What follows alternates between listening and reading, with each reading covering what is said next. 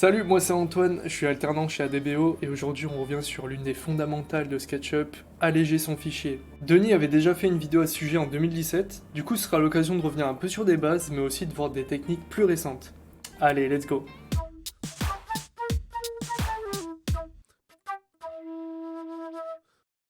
Alors on se retrouve directement sur un fichier que je suis allé prendre sur internet.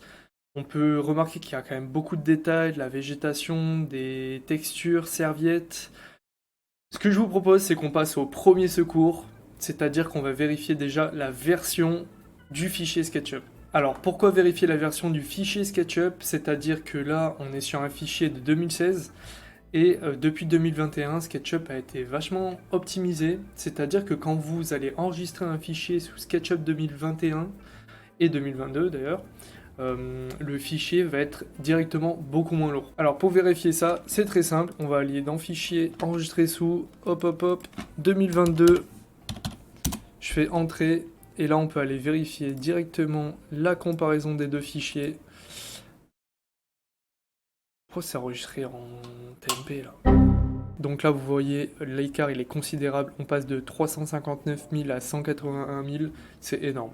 Ensuite, sur SketchUp, et en tant que SketchUpper, on a tendance à vouloir aller un peu trop vite, c'est-à-dire d'avoir des fichiers super jolis, mais on va faire étape par étape. C'est-à-dire qu'on a envie de travailler avec un fichier très propre, alors on va virer tout ce dont on n'a pas besoin. Alors pour démarrer, on va se rendre dans la palette par défaut, on va dans les ombres, on clique sur le petit cube et ça va masquer les ombres. Donc là déjà ça va réduire le temps de réponse de votre ordinateur. On ferme ici, on va dans les styles, édition, et là on peut enlever les profils et les arêtes. Comme ça on allège encore plus le fichier. Ensuite on va s'attaquer à ce qui prend le plus de capacité généralement dans un fichier SketchUp, c'est tout ce qui est modèle 3D. Donc on a tendance à vouloir essayer un modèle puis un autre, sauf qu'on les supprime jamais, donc ils vont se stocker et c'est ça qui va prendre la capacité. On va voir de suite comment on peut faire pour tous les purger, et aussi filtrer les modèles 3D dans la 3D Warehouse pour éviter d'en prendre des trop lourds. Alors comme je l'ai expliqué, on va d'abord purger les éléments dont on n'a plus besoin, donc on va aller dans Fenêtre, Info sur le modèle, et je pense que vous le connaissez déjà, c'est le petit purger les éléments inutilisés dans Statistiques. On clique directement, hop, ça charge un peu, et là, ça nous a permis de récupérer un peu de capacité de notre ordinateur. On va aussi faire attention à choisir des fichiers 3D moins lourds pour nos projets. Alors dans la 3D Warehouse, quand je recherche par exemple un vase, je peux aller juste à gauche, il y a des propriétés, et là on va réduire à environ 50 mégabits. Je pense que inférieur à ça, ça peut aller. Alors attention, ça ne veut pas dire que si on réduit la taille à 50 mégabits, que ça va réduire la qualité des fichiers. On peut toujours trouver des fichiers super quali. Pour la dernière étape des premiers secours, on va s'intéresser à une autre fonctionnalité, c'est-à-dire de masquer ou pas les éléments qui nous intéressent en fonction de nos scènes. Là par exemple, la première scène, on peut voir la femme qui est juste ici, on a un plan de la scène. Là quand on va se rendre sur la scène numéro 2, on va voir que la femme a disparu, mais par contre le mur avec tout ce qui est robinet, etc. est apparu.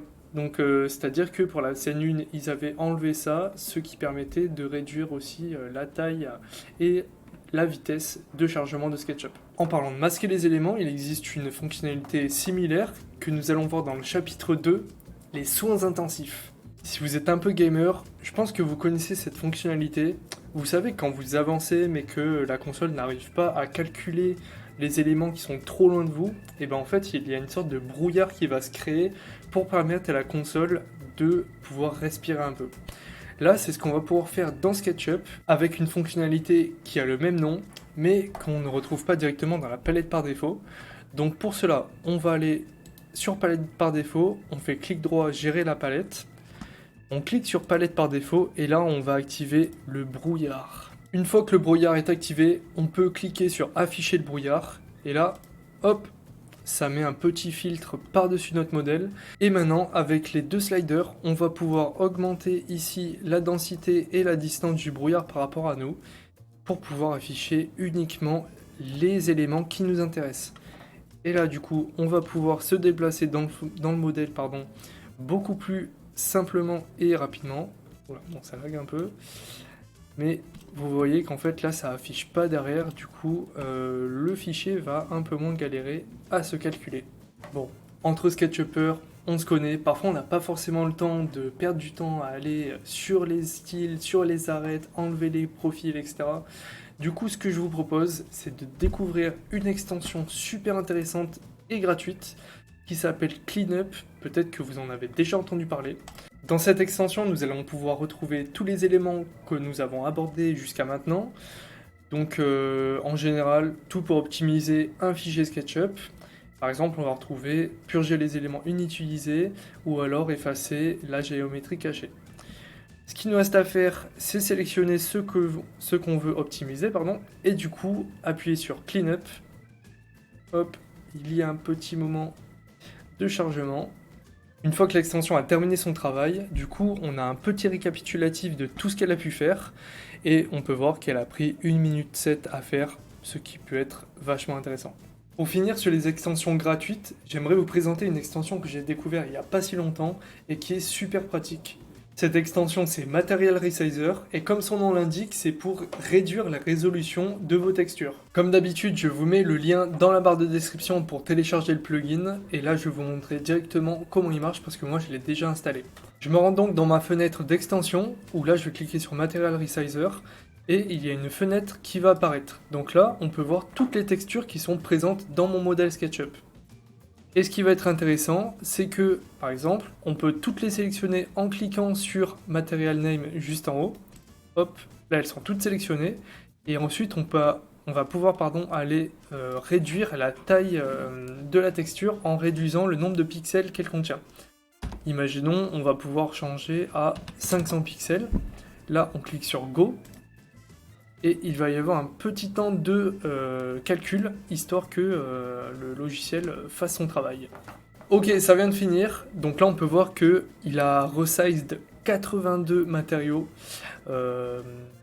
Et ce qu'on va faire, c'est qu'on va enregistrer encore une fois notre fichier pour pouvoir comparer ensuite la taille par rapport à l'ancien. Je voulais tout de même vous parler d'une extension qui est payante et qui peut être complémentaire à Cleanup. Elle s'appelle Skimp. Et en fait, c'est une extension qui va vous permettre de réduire le nombre de polygones sur votre modèle 3D. On a fait un tuto complet avec Seb que vous pourrez retrouver juste ici. Et aussi, l'extension est totalement disponible sur notre site adbo.com.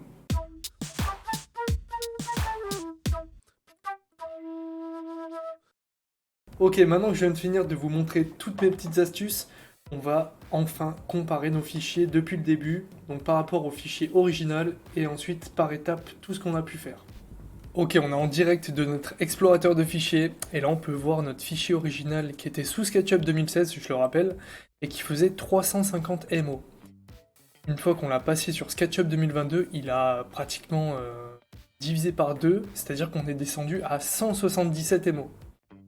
Si vous vous rappelez bien ce qui s'est passé, là j'ai fait les petites manips de SketchUp, c'est-à-dire purger les éléments inutilisés, enlever les ombres, les profils et les arêtes, et on descend à 171 MO. Ce qui s'est passé juste après, c'est que je vous ai présenté l'extension Cleanup, et là on descend encore plus bas, donc à 126 MO.